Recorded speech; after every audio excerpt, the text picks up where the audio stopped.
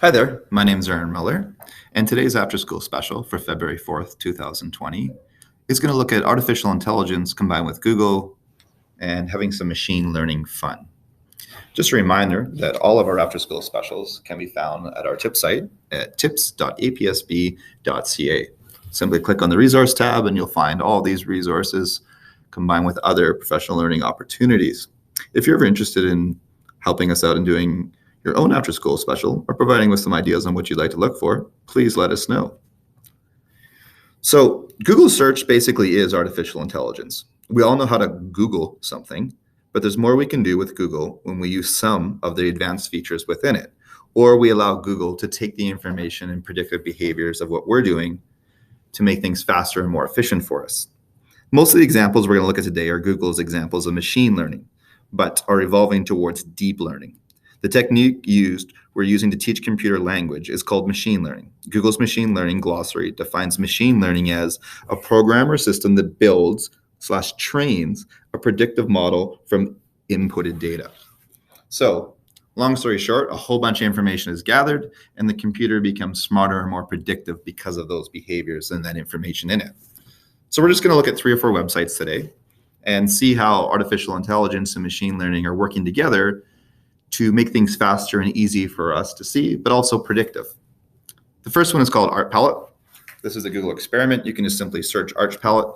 I will link this presentation to the YouTube video so you can also quickly get into it.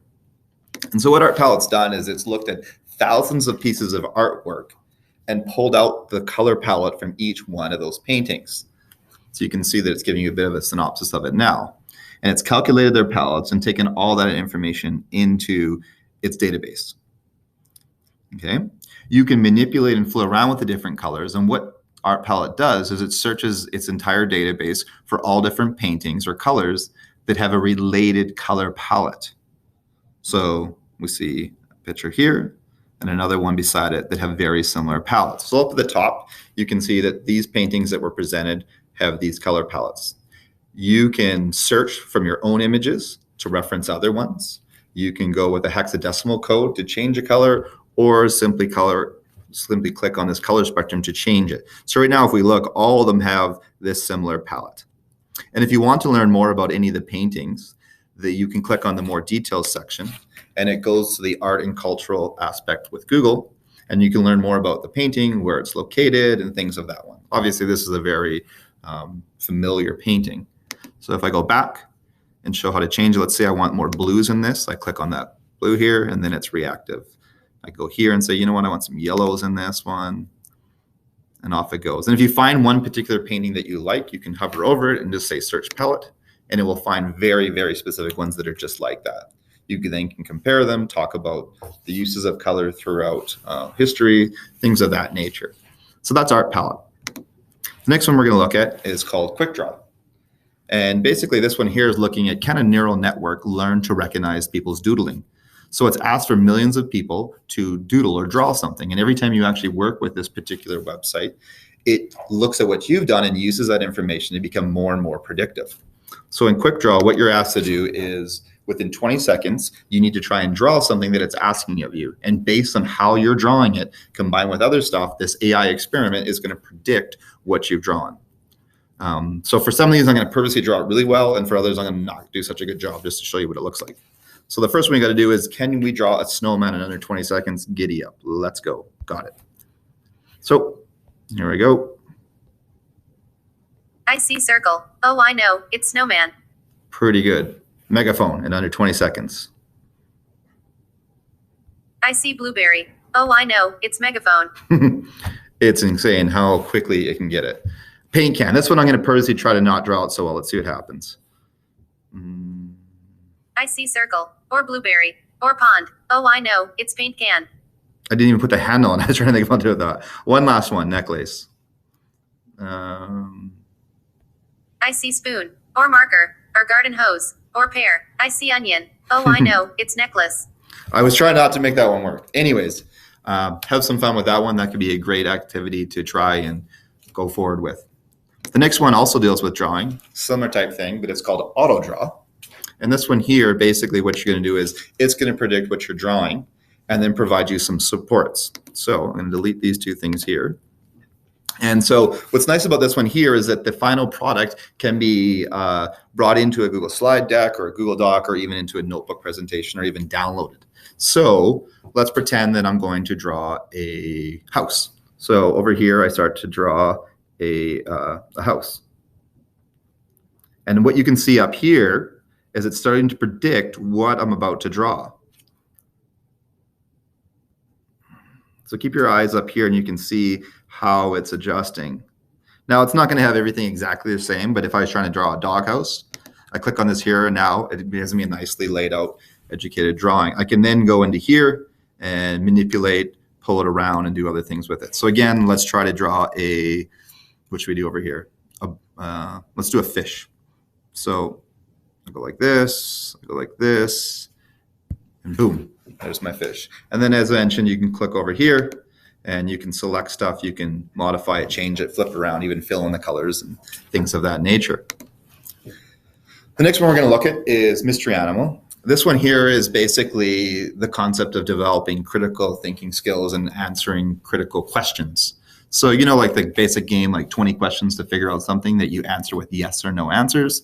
That's basically what this is, but it's online. So you have to guess the mystery animal by asking it 20 different questions. So click on it. So see if you can guess the animal in 20 yes or no questions. And this can be done on the website. Just a heads up though, this can also be done with your Google Home or Google Home Mini. Hey there, I'm the mystery animal. To figure out what kind of animal I am, you'll have to ask me up to 20 yes or no questions. Questions like, are you a mammal, or do you have feathers? If you're ready, then start asking away. All right, let's give it a shot and see what happens. Do you have feathers? Nope, you won't find feathers on me. Do you live on land? Nah, I am not a land animal. Are you a mammal? Afraid not, I am not a type of mammal. You guys get the idea. We're not going to go for all 20 questions, but something else that could be used in the classroom. The last one is a fun one. It's basically called Meme Buddy. And you already discovered that you won't find feathers on me. Why not ask a yes or no question about my poisonousness? My bad, I forgot to close that one. I'm not even going to delete that from the video. Anyways, Meme Buddy is a fun one in the sense that we all have seen memes. Sometimes they're not the easiest to create. This is an app that you can simply download. It's also a website. And using the AI with your Google Assistant, you simply tell the Google Assistant to create you a meme based on your suggestions. So we'll watch a little bit of the video so you get a sense of what it's about. Hey, I'm Mike Bodge, and I'm a web developer. I live for memes, but I'm always frustrated about how hard they are to make.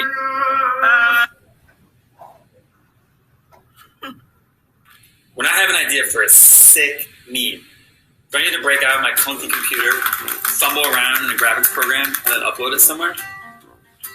So I created Meme Buddy. It's an experiment I made using actions on Google. You can check it out by firing up Google Assistant on your phone and just saying, talk to Meme Buddy. So I'm just walking around my house and boom, I got an idea for a meme. So I'm just gonna make it. Make a meme of a dog that says, what's up, dog?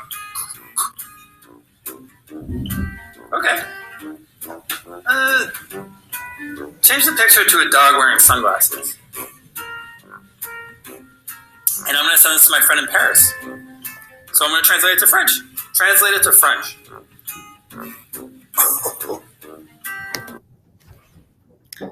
So full disclosure, I don't know anybody that works for Meme Buddy or anything like that or have any stock in it. Just sort of a neat idea that's showing the concept of memes combined with some artificial intelligence and taking advantage of the Google Assistants.